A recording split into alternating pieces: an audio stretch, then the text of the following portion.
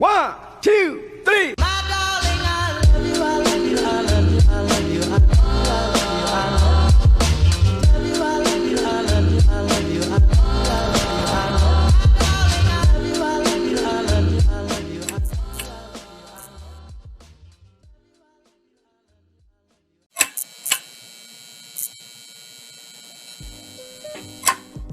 Hey, what's up? This is Yunus and we're podcasting live from here in Podcast Paksi.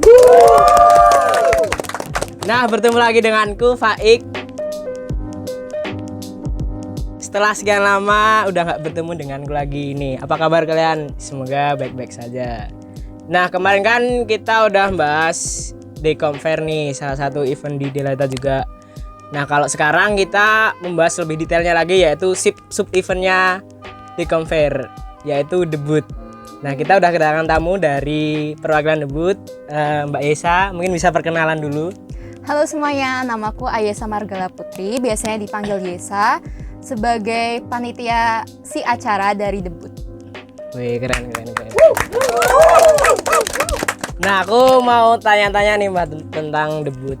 Nah, debut sendiri itu singkatan dari apa sih Mbak? Debut itu singkatan dari Delaita buat tryout. Ini tuh acara tryout yang disiapkan oleh Delaita untuk adik-adik kelas 9 yang akan menghadapi UN di besoknya. Oh, nah, kalau pasti kan debut ini kan event nih Mbak. Nah, event kan pasti ada panitianya. Nah, itu sistematika kepanitiaannya gimana? Jadi debut sendiri itu ada 6 orang. Kalau yang tahun kemarin itu 3 orangnya dari kelas 11 termasuk saya sendiri, terus 3 orangnya lagi kelas 10. Nah, di situ 6 orang itu berlaku sebagai si acara.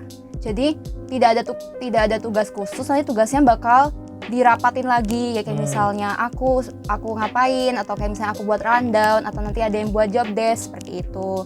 Terus kepanitiaannya sendiri buat debut itu nanti dibantu sama panitia dari luar debut, kayak misal PH Decom, atau dari panitia dari sub event Decom yang lain. Dan tidak lupa juga dia bakal dibantu sama si umum juga, si umum dari umumnya, iya.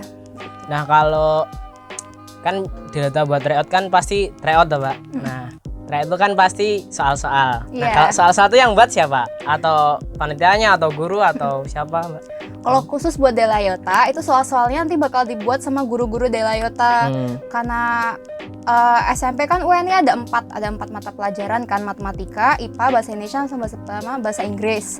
Nah, yang buat IPA itu karena di SMA kan udah dibagi jadi biologi, kimia, fisika kan guru-gurunya. Nah, itu nanti kita bakal minta tolong mereka buatin soal gitu. Nah, kalau debut kan pesertanya siswa-siswa SMP yang notabene masih ya anak-anak lah. Nah, itu ada nggak sih Mbak kesulitannya untuk mengontrol anak-anak yang kelas 9 gitu pas lagi tryout gitu? Jujur aja ada ya, pasti ada gitu kan. Kayak misal pas hari-harinya itu banyak yang udah mengeluh buat pulang kalau walaupun acaranya belum selesai. Nah, itu buat panitianya sendiri merasa kurang nyaman gitu ya, maksudnya kayak adik-adiknya udah mau pulang tapi acaranya udah kita siapin dengan matang malah ditinggal pulang gitu kan. Kan juga nggak enak. Nah, terus apalagi ya, udah sih kalau dari adik-adiknya itu. Kalau pengalaman yang nggak terlupakan pas Mbak Isa jadi panitia debut tuh ada nggak kira-kira Mbak? Ada pastinya. Nah, pengalaman yang gak pernah aku lupain kalau misal aku udah besok kuliah atau sampai sekarang kelas 12 juga, itu menurutku persiapannya. Tentunya hari-harinya juga berkesan ya, cuman menurutku lebih berkesan persiapannya, kayak misalnya rundown-nya atau nyari sponsor bareng teman-teman panitia yang lain, terus jualan juga bareng teman-teman panitia yang lain juga. Nah, itu aja sih menurutku, karena banyak kan persiapannya, apalagi kita persiapannya hampir 2 bulan lebih. Nah, itu menurutku banyak waktu yang kita habiskan dengan teman-teman panitia, itu yang membuat aku nggak terlupakan sih. Kalau debut sendiri itu ada pementasan atau apa gitu nggak, mungkin dari EXO lain atau dari komunitas-komunitas lain? Jadi di debut itu gak cuma tryout doang, kayak misalnya ngerjain soal habis itu pulang enggak, karena di akhir acara itu pasti ada penampilan dari ekskul yang ada di Delayota, kayak misal dance, cheers, terus nanti ada juga band-band dari Delayota sendiri, dari intern gitu kan. Terus apalagi ya, banyak kok, pokoknya asik banget. Berarti nggak cuman pusing mikirin soalnya. Enggak, jadi nanti ada hiburannya seru, di akhir. Terus nggak cuma pementasan doang sih, maksudnya kayak nanti ada perkenalan juga dari organisasi-organisasi kayak OSIS MPK atau Prada Paksi atau dari kayak SAI gitu. Nanti ada banyak banget, dan juga banyak stand makanan, jadi dijamin nggak bakal kelaparan kalau di sana gitu. Tapi yang jelas bayar ya Mbak? Iyalah, pasti stand. Nanti kalau nggak bayar dicari. Gimana itu? Yang jual. Nah, debut kan udah sejak lama nih Mbak. Nah, yang membedakan debut dari tahun ke tahun hingga sekarang lah, itu apa kira-kira Mbak? Setiap debut yang diadain dari tahun ke tahun itu kan pasti ada ciri khasnya masing-masing. Nah, salah satunya tuh dari temanya. Kalau buat yang tahun kemarin, temanya itu namanya industri. Yang 2020 kemarin. Yang itu singkatan dari Introducing Education Based on Industrial Technology at 21st Century. Nah, tadi itu artinya apa Mbak kira-kira? Panjang banget tadi itu. Tadi itu artinya memperkenalkan pendidikan berdasarkan teknologi informasi di abad ke-21. Wih, keren. Berarti Cyberpunk 2077. Iya, siap. Nah, kan aku juga sempet dengar tuh debut tuh paling laris tuh Mbak eventnya dari ya beberapa event yang lain di Delayota ya khususnya. Katanya tiketnya tuh cepet sold out tuh, bener nggak Mbak? Benar, itu benar banget. Pernah sold out 3 hari atau berapa gitu Mbak? Pernah 2 tahun yang lalu, tahun 2018 itu pernah sold out dalam waktu 1 hari. Wah, keren berarti Mbak. Ya gitu. Setelah favorit. Emang keren. Jadi emang excitednya adik-adik tuh pengen masuk Delayota tuh ternyata besar sekali ya. Dan buat yang 2 tahun yang lalu, 2 tahun yang lalu, pas Lustrum, yang pas kemarin Lustrum itu kita sold out 1000 tiket itu dalam waktu 3 sampai 5 hari. Terus buat yang kemarin itu sold out 700 tiket itu 5 hari kayaknya, atau pokoknya kurang dari seminggu kok. Gitu kok dikurangin kuotanya atau gimana Mbak kok dari 1.700 itu tadi? Sebenarnya buat debut dari tahun ke tahun itu kira-kira itu 500 sampai 700 orang, 700 peserta. Tapi buat Lustrum itu karena Lustrum itu 5 tahun sekali kan spesial kan. Spesial nah itu gede. Kita memperbanyak jumlah pesertanya gitu jadi 1000 gitu.